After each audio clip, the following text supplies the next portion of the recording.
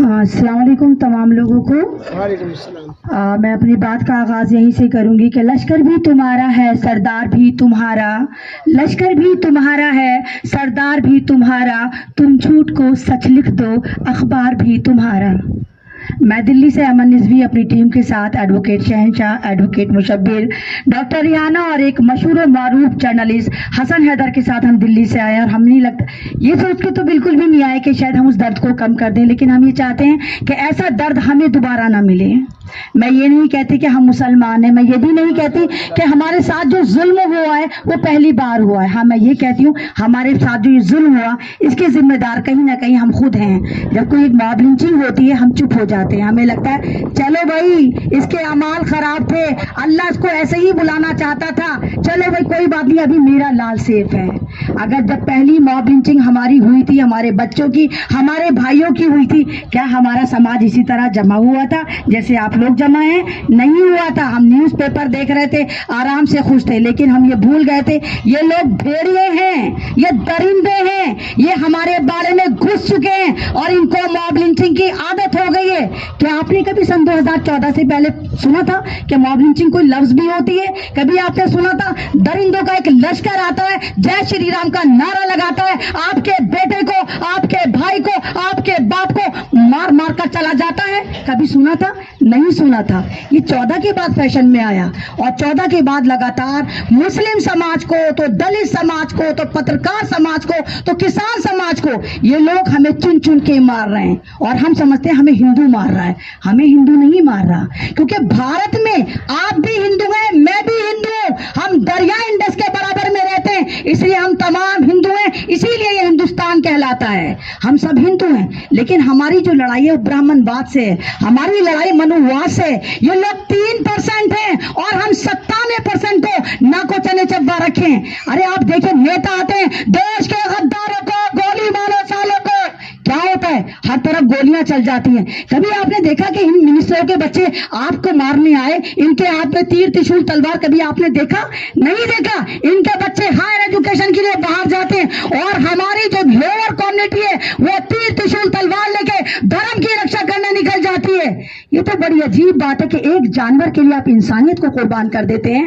एक तरफ तो आप ये देखिए कि गाय को अपनी माँ कहते हैं, ये माँ आपकी सिर्फ उत्तर प्रदेश में होती है, ये माँ आपकी पंजाब में होती है, ये माँ आपकी हरियाणा में होती है, ये माँ आपकी मध्य प्रदेश में होती है। लेकिन अगर आप चल रहे हैं, आप मणिपुर में देखें, वहां माँ के साथ तुम धंधा करते हो। आप गोवा में देखें, वहां तुम माँ के साथ धंधा करते हो। आप आसाम में देखें, वहां माँ के साथ तुम धंधा करते हो। आप कर्नाटक में देखें, वहां तुम माँ के साथ धंधा करते हो। वहां तुम अपनी माँ को खा जाते हो, लेकिन यहाँ पर ये तुम्हारी माँ है, क्योंकि तुम्हें पता है ये हिंदी बेल्ट है। हिंदी बेल्ट में जो ज्यादातर है तुम मुसलमानों का शिकार करते हो। अरे किसने रोका है? कानून बनाओ, बनाओ कानून और लिखो कि ये हमारा राष्ट्रीय पशु है। तुम्हें किसने रोका है? तुम्हें तो बड़ी बीमारियां हैं कानून बदलने की। कभी 370 लगाते हो, कभी एनआरसी लाते हो, तो एक अपनी माँ पे कानून क्यों नहीं बनाते?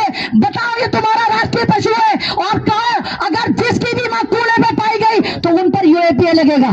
तुम्हारी माँ है, तुम अपनी माँ को कूड़े में फेंक देते हो, अपनी माँ को घरों से निकाल देते हो। ओखला में रहती हो, नियर अबाउट 1,500-2,000 गाय रहती है, कूड़े पे पल रही है तुम्हारी माँ। ओखला में कौन रहते हैं? 100% नहीं, 96% मुसलमान रहते हैं। हमने तो तुम्हारी माँ को नहीं खाया, हम तो तुम्हारी माँ को रोटी रोटी देते हैं और यहाँ पर तुम अपनी माँ बताकर हमारे बच्चों की मॉब लिंचिंग करते हो।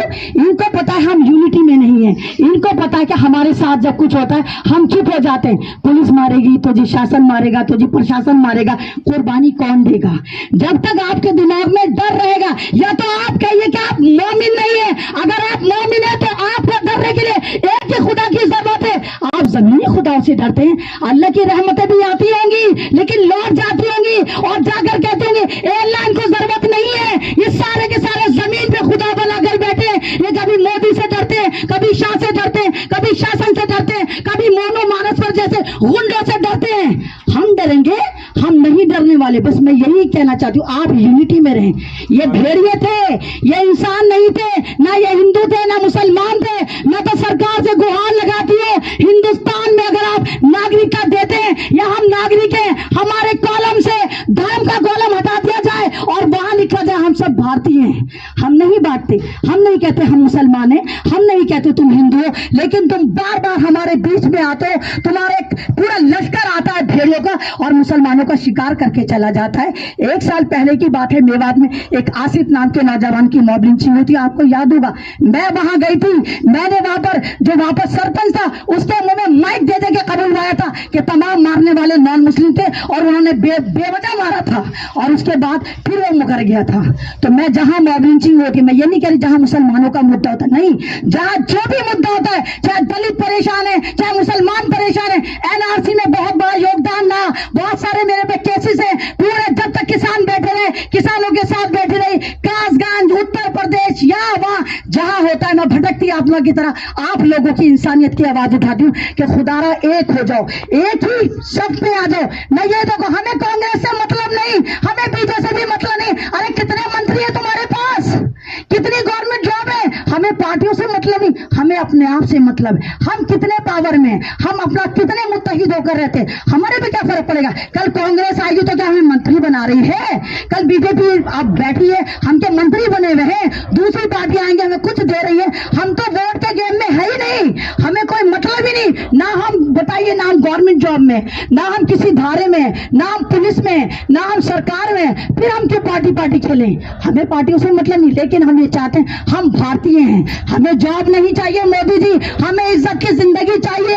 हम 20% अपनी रोजी रोटी खुद इंतजाम करते हैं। कोई ठेला लगा रहा है, कोई छोटा मोटा बिजनेस कर रहा है, कोई खेती बाड़ी कर रहा है, तो हम ये चाहते हैं कि हम सिक्योर रहें, हमें टुकड़ों में ना बांटा जाए, हमारे नाम पे आतंकवाद का ठप्पा ना लगाया जाए। और जिस तरह आप देखिए इन आतंकवादियों को बचाया जाता है, जैसे मोनू माना सर को बचा लिया और उसका नाम भी मेरे ख्याल से मैं सुनने में आ रहा है कि चार्जशीट से हटा दिया है, FIR से हटा दिया है। ये दरिंदे लोग हैं, अभी इन्होंने 2 चिरागों को बुझाया है, 2 की मॉब लिंचिंग करी है। ये 2 लड़कों की मॉब लिंचिंग नहीं जनाब, ये संविधान की मॉब लिंचिंग है, ये इंसानियत की मॉब लिंचिंग है, ये भारत की मॉब लिंचिंग है, ये हमारे लालों की मॉब लिंचिंग है। और हम खड़े हुए देख रहे हैं कि नहीं जी हम कुछ नहीं कर सकते, पुलिस हमें उठाकर ले जाएगी। नहीं है इतनी जेलें, नहीं है इतने इनके पास जेलें कि हमें भरे ना गोलियां, कितनों को मारोगे। अरे जब तुम टुकड़ा टुकड़ा करके मारो, हम सबको एक साथ मार दो ना, हम मरने को तैयार है, लेकिन इस तरह नहीं मरेंगे, टॉप का नहीं मरेंगे, हम भी मुकाबला करेंगे।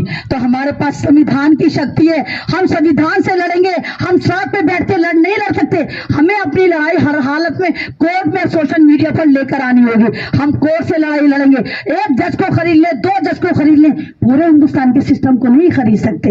या खरीद लेंगे, बताइए, आप बताइए, खरीद लेंगे। हमें लड़ाई के लिए मुत्तहिद होना है।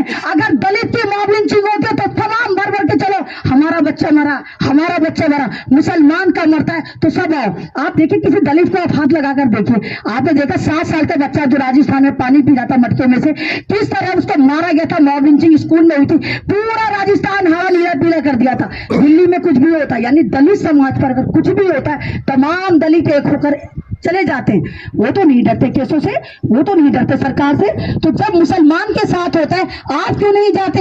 आज हमारे मुल्क के बड़े बड़े स्कॉलर मौलाना कलीम सिद्दीकी साहब जैसे रहनुमा जेल में, हमें डर नहीं लगता, हमारी गैरत नहीं जागती, हमारे नल्ला नहरी ऐसे चलते रहते हैं। और फिर हम कहते हैं अल्लाह अबाबील नहीं भेजी, अल्लाह मंदसलमा नहीं भेजा, अल्लाह अबाबील भेजता है। लेकिन मैं अबाबील कहती है अल्लाह पत्थर किस पे मारूं, या तो सारे ही मुनाफिक हैं, किस पे मारो, कौन है ईमान वाला जिस पे मारो। और मेरा अल्लाह ताला कहता है कि वो रब्बुल आलमीन है, रब्बुल मुस्लिमीन नहीं है, मुसलमानों का रब नहीं है, आलम कायनात का रब है। अल्लाह पे यकीन तो बना कर देखो, अल्लाह पे यकीन बनाओ, अल्लाह के अहकामात को मानो, अल्लाह की दी हुई तालीमात पे चलो, अल्लाह खुद मदद भेजेगा, खुद ये मॉब लिंचिंग रुकेंगी। तो मैं लास्ट में बस यही कहूंगी, या रब मसावात का अंदाज है कैसा, या रब ये मसावात का अंदाज है कैसा, हिस्से में क्यों गरीब के बेचारगिरी। अल्लाह